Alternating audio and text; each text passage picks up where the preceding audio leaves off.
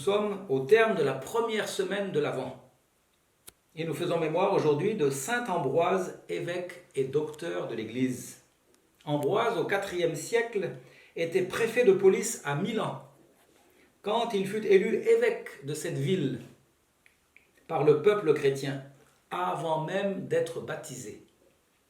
Il était d'une bonté sans mesure. Mieux vaut être bon et nous créer des ennuis, a-t-il écrit, que de nous montrer inhumains. Pour exprimer l'autorité du siège apostolique, il a trouvé une formule lapidaire. Là où est Pierre, là est l'Église.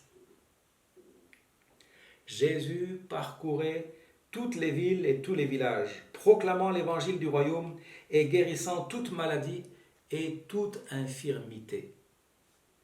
L'évangile du royaume, belle expression pour désigner l'essentiel de la prédication du Christ, ce qu'on appelle le kérygme, c'est-à-dire que le royaume de Dieu est offert en Jésus-Christ à quiconque se convertit et croit.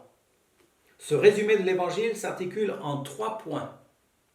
D'abord, le royaume de Dieu est proche. Ensuite, il faut se convertir, c'est-à-dire retourner à Dieu. Ce qui implique enfin de croire à l'évangile en s'engageant à suivre le Christ. Saint Jean-Paul II résumait cette bonne nouvelle en une phrase. Dieu t'aime et il a livré sa vie pour toi.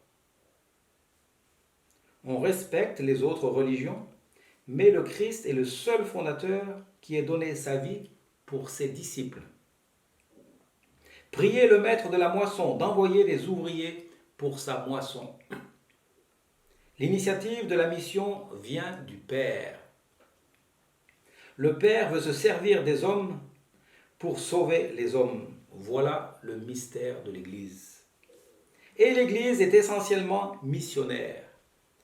Elle existe d'abord pour les autres, pour ceux qui sont à l'extérieur.